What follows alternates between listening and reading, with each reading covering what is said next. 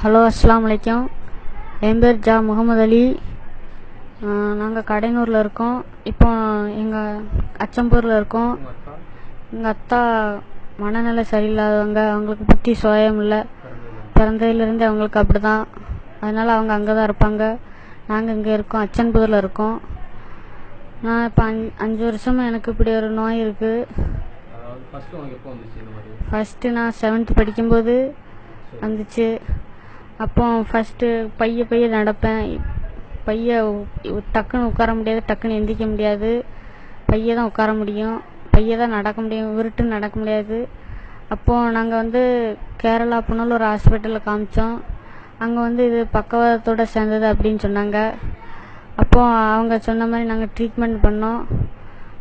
அங்கே சித்த வைத்தியம்தான், சாப்பாட்டிலலாம் பக்குவமாக இருக்க சொன்னாங்க. அப்புறம் ஆயில் மசாஜ், இந்த எக்ஸசைஸு இப்படிலாம் பண்ண சொன்னாங்க. இந்த மாதிரி பண்ணிக்கிட்டு இருந்தோம். மாத்திரை மருந்தெல்லாம் சாப்பிட்டுக்கிட்டு இருந்தேன். அடுத்தது குணம் தெரியல. அடுத்து நாங்கள் ஒரு சின்ன ஹாஸ்பிட்டலாக போனோம். அங்கே ஒன்றா சொன்னாங்க, அங்கேயும் சரியாகலை. அதுக்கப்புறம் நாங்கள் மதுரைக்கு கவர்மெண்ட் ஆஸ்பத்திரிக்கு போனோம். அங்கே மையோபதின்னு சொன்னாங்க. எல்லா ட்ரீட்மெண்ட் பண்ணி 1 மாதம் உட்காந்து ட்ரீட்மெண்ட் பண்ணோம். ராஜாஜி மையோபதின்னு சொன்னாங்க. அங்கே காலில் தொடையில் ஏதோ தசை எடுத்து பார்க்கணும்னு சொன்னாங்க. அது பெங்களூர் போக சொன்னாங்க. அங்கே பெங்களூர் போனோடனே இங்கே கவர்மெண்ட் ஹாஸ்பிட்டல் அது இல்லை, தனியாரில் தான் பார்க்கணும். நீங்கள் பணம் கட்டி தான் பார்க்கணும். இந்திரா ஹாஸ்பிட்டல்னு இருக்காங்க, போகிறீங்களான்னு கேட்டாங்க. எங்களால் பண வசதி இல்லை, நாங்கள் வந்துட்டோம், அதனால் பார்க்க முடியலை. அடுத்து இங்கே தூத்துக்குடி மதுரையில் பார்த்து குணம் கிடைக்கல. அங்கே சத்து மாத்திரை கொடுத்தாங்க. அந்த என்ன நோயின்னு தான் சொன்னாங்க. அதுக்கு உண்டான மருந்து மாத்திரை எதுவும் தரலை. அதுக்கப்புறம் கொஞ்சம் நடமாடிக்கிட்டு இருந்தேன். அதுக்கப்புறம் 1 வருஷம் கழிச்சு 10th முடிச்சதுக்கப்புறம் 11th கொஞ்சம் கொஞ்சமாக நடக்க முடியலை. ஒவ்வொரு நாளைக்கு ஒருக்கா வலி அதிகமாகிக்கிட்டே இருந்துச்சு. வலி கூடுதலாக இருந்துச்சு, நடக்கவே முடியலை. கொஞ்சம் கொஞ்சமாக முடக்கி இப்போ எந்திரிக்க முடியலை. முதையாவது பைய எந்திரிச்சேன், இப்போ அதுவும் எந்திரிக்க முடியலை. உட்கார முடியலை, எந்திரிக்க முடியலை. காலை நீட்ட முடியலை, மடக்க முடியலை, ஒன்றுமே செய்ய முடியலை. வலி, உடம்பு ஃபுல்லாக வலி இருக்குது, அதிகமாக இருக்குது. எந்நேரமும் படுத்தே தான் கிடக்க முடியுது, எந்திரிச்சு கூட உட்கார முடியலை.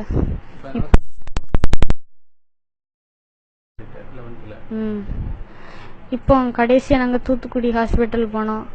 அங்கே சின்ன பிள்ளையில நீ கீழே விழுந்திருப்பப்பா அப்படின்னு சொன்னாங்க. சித்த வைத்தியர்கிட்ட காமிச்சோம். ஒரு வைத்தியர் இருந்தாங்க. அந்த வைத்தியர்கிட்ட காமிச்சதுக்கு நீ கீழே விழுந்திருப்ப சின்ன பிள்ளையில, அதனால தான் உனக்கு இப்படி இருக்கு அப்படின்னு சொன்னாங்க. அது கொஞ்சம் கொஞ்சமாக உனக்கு இப்படி ஆயிடுச்சு அப்படின்னு சொன்னாங்க. அங்கே காமிச்சதுக்கு நீ கீழே விழுந்திருப்ப சின்ன பிள்ளையில, அதனால தான் உனக்கு இப்படி இருக்கு அப்படின்னு சொன்னாங்க. அது கொஞ்சம் கொஞ்சமாக உனக்கு இப்படி ஆயிடுச்சு அப்படின்னு சொன்னாங்க. அங்கே ஆயில் மசாஜ் பண்ணி ட்ரீட்மெண்ட் எடுக்கணும் அப்படின்னு சொன்னாங்க. 1 மாதத்துக்கு 50,000 கேட்காங்க. 2 வருஷம் தங்கி பார்க்கணும் அப்படின்னு சொல்லுவாங்க. அவங்க குறுக்கு எலும்பு வளைஞ்சிருக்கு அப்படின்னு சொன்னாங்க. அதை ஆயில் மசாஜ் பண்ணி தான் சரி பண்ணலாம் அப்படின்னு சொன்னாங்க. ஆப்ரேஷன் பண்ணலாம்னா உடம்புல சக்தி இல்லை, எலும்பில் பவர் இல்லை, ரத்தம் இல்லை அப்படின்னு சொன்னாங்க. அதனால் ஆப்ரேஷன் பண்ண முடியாது, நீ ஆயில் மசாஜ் பண்ணித்தான் குணமாக்க முடியும். டெய்லி ட்ரீட்மெண்ட் எடுக்கணும், மருந்து மாத்திரைலாம் போடணும், ஆயில்மெண்ட்லாம் போடணும், அவங்க சொல்கிற மாதிரி இருக்கணும். அவங்க ட்ரீட்மெண்ட் பண்ணுதுன்னு இருக்காங்க. 2 வருஷம் தங்கி இருக்கணும்னு சொல்லுதாங்க. மாதத்துக்கு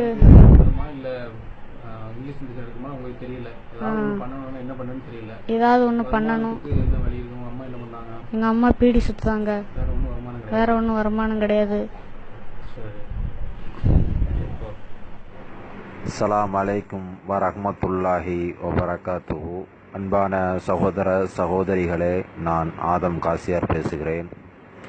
நீங்கள் இந்த வீடியோவை முழுமையாக பார்த்திருப்பீர்கள் என்று நம்புகிறேன். அல்ஹம்துலில்லாஹ், இறைவன் போதுமானவன்.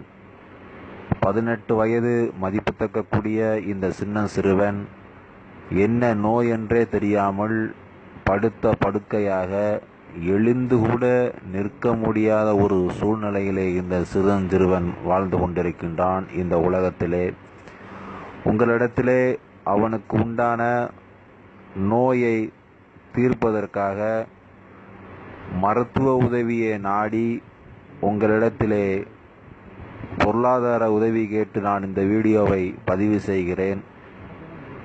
இரக்க மனசு உள்ள மனிதர்களே, தயவு செய்து இந்த சின்னம் சிறுவனுக்கு நீங்கள் உதவி செய்யுங்கள். என்ன நோய் என்று கூட தெரியாமல் இந்த சிறுவன் வாழ்ந்து கொண்டிருக்கின்றான். மிகவும் ஏழ்மையான குடும்பம், மிகவும் கஷ்டப்பட்ட ஒரு குடும்பம். தந்தை இருந்தும் தந்தை சரியான ஒரு